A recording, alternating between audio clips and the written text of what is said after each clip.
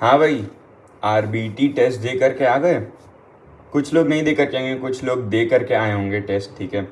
मैं पर्सनली बताऊं तो मैंने टेस्ट दिया था and this test was traumatising भाई। मतलब बहुत गंदा टेस्ट था। और फिज़िक्स केमिस्ट्री के बारे में कुछ ज़्यादा मतलब चलो स्टार्ट करते हैं भाई। फिज़िक्स से स्टार्ट करते हैं। फिज़िक्स के क्वेश्चन का सीन क्या था कि क्वेश्चंस इजी थे, मॉडरेट थे, डिफ़िकल्ट क्वेश्चंस कम थे, डिफ़िकल्ट क्वेश्चंस भी थे, 5 से 6 डिफ़िकल्ट क्वेश्चंस थे। बट बाकी सारे जो भी तुम्हें डिफ़िकल्ट लग रहे हैं वो डिफ़िकल्ट नहीं, बट एक्चुअल में लेंदी क्वेश्चंस थे। लेंथ ऑफ द क्वेश्चंस बहुत ज़्यादा था, मतलब तुम सॉल्व करने जाओ तो लंबे लंबे सॉल्यूशन सारे, कैलकुलेशन सारी है वैसे था, बट डुएबल था। ऐसा नहीं था कि तुम कर नहीं पाते। एंड यही सेम चीज़ भाई, मतलब फिज़िक्स में मैं तुम लोग को मार्क्स बताते चल रहा हूँ, ठीक है।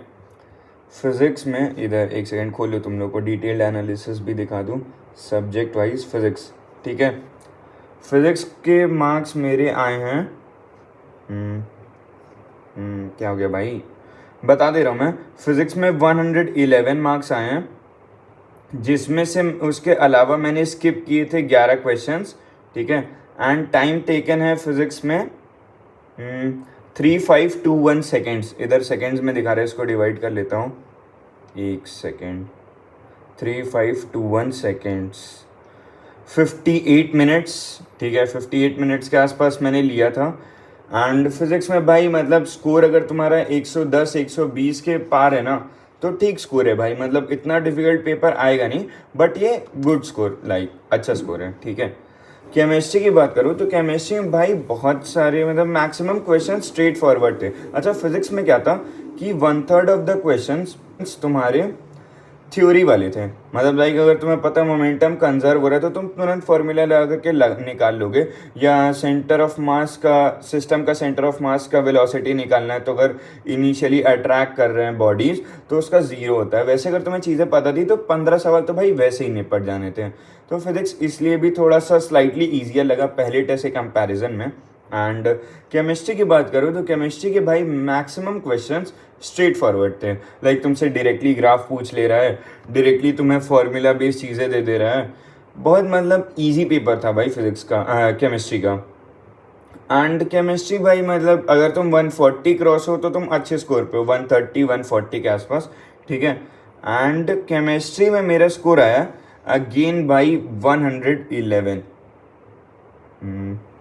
दिख रहा है, 111 आया है, जिसमें से करेक्ट मेरे 29 है, इनकरेक्ट 5 है एंड स्किप्ड 11 है। लेकिन भाई मैंने इसमें ये देखा कि मैंने 11 क्वेश्चन स्किप नहीं किए थे एक्चुअल में, मतलब इसमें एनालिसिस में इन लोगों की कोई दिक्कत है। मैंने लिटरली, मैं तुम्हें बता रहा हूँ, 6 क्वेश्चन मैंने स्किप किए थे, बट 11 नहीं थे वो, क्योंकि भाई मतलब पेपर बहुत ईजी था भाई।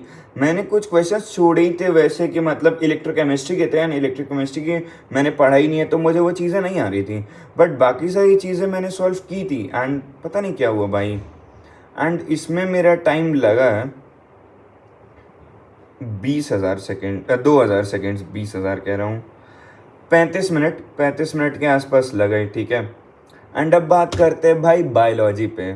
बायोलॉजी भाई इन लोग के पेपर बनाते टाइम ये क्या था ना कि ये लोग, कई लोग का रिव्यू देख लिया, जैसे मेरा देखे होंगे या कई और लोग भी टेस्ट रिव्यूज़ डालते हैं तो देखे हैं। एंड भाई बायो कोई लोग लिटरली जी फाड़ बनाए थे भाई, जी फाड़। भाई मतलब बायो में तुम ऐसे सवाल डाल दो कि बंदा कर ही ना पाए, बहुत फोर्स्ड क्वेश्चंस थे, मतलब लिटरली एमबीबीएस लेवल के सवाल कि ये करोगे ये होगा तो इसके कॉन्सिक्वेंसेस क्या हैं। भाई बिना चैट जीपीटी के इसमें बायो में 360 लाना पॉसिबल ही नहीं है। इवन सब्जेक्ट वाइज बोलो तो 150 और 150 पॉसिबल नहीं है, ठीक है, अगर उसने एक्स्ट्रा कहीं से नहीं पढ़ा है तो, या अगर चैट जीपीटी नहीं यूज़ हुआ है, क्योंकि भाई ऐसे मॉड्यूल भी मैंने आकाश के पढ़े हुए हैं, बट ऐसा कुछ भी नहीं दिया रहता भाई उसमें। एंड इन लोग का मेंटालिटी यही था कि पेपर ऐसा बना दो कि लोग देख करके ही भाई पेपर को छोड़ दे। मैंने लिटरली भाई बायो का पेपर अटेम्प्ट ही नहीं किया है पूरा। जूलॉजी में मेरे 38 आए हैं, बॉटनी में 36 आए हैं, लेकिन स्किप्ड क्वेश्चंस बॉटनी के हैं 31, यहाँ पे दिख रहा होगा, दिख रहा है, 31 क्वेश्चंस मैंने बॉटनी में स्किप किए हैं एंड जूलॉजी का भी देख लो। 23 क्वेश्चंस। मैंने 135th क्वेश्चन तक के अटेम्प्ट किया था, उसके बाद के सारे मैंने छोड़े हैं, ठीक है भाई। मतलब ऐसे पेपर को सॉल्व करने का कोई मतलब ही नहीं है जिस तरह के क्वेश्चन कभी भी नीट में नहीं आने वाले हैं। मतलब भाई अगले 5-6 साल तक तो नहीं आने वाले, तो ऐसे सवालों को लगाने का मतलब ही क्या है। अगर तुम एनसीईआरटी के रेडियस में रह करके चीज़ें दे रहे हो देन दैट्स गुड, बट अगर तुम कहीं बाहर का एक्स्ट्रा नॉलेज लगा करके दे रहे हो तो पेपर भाई मतलब ही नहीं बनाता। क्योंकि नीट में भी इस बार भी 2 ही क्वेश्चंस ऐसे थे जो एनसीईआरटी के बाहर से थे, बाकी 88 क्वेश्चंस तो एनसीईआरटी के अंदर से थे ना। तो वही चीज़ें थी। एंड ये पेपर देख करके भाई मेरा मूड इतना ज़्यादा ख़राब हुआ ना, मैं कहा भाई छोड़ ही दो। मतलब बायो लगाने का मतलब ही नहीं है जब वो पेपर वैसा आने ही नहीं वाला है। नीट प्रेप या बाकी टेस्ट सीरीज़ में जो भी रहता है या तो वो लोग अपने मॉड्यूल से डाल देते हैं, या नीट प्रेप जैसे टेस्ट सीरीज़ में क्या रहता है कि वो लोग एनसीईआरटी के ही बाउंड्री में रह करके देते हैं चीज़ें। या एनसीईआरटी में अगर एक लाइन बनी है एंड उस लाइन से रिलेटेड 4 और लाइन्स है तो उससे बना के देते हैं। बहुत ज़्यादा बाहर का वो लोग नहीं देते या एकदम ही नहीं देते, ठीक है।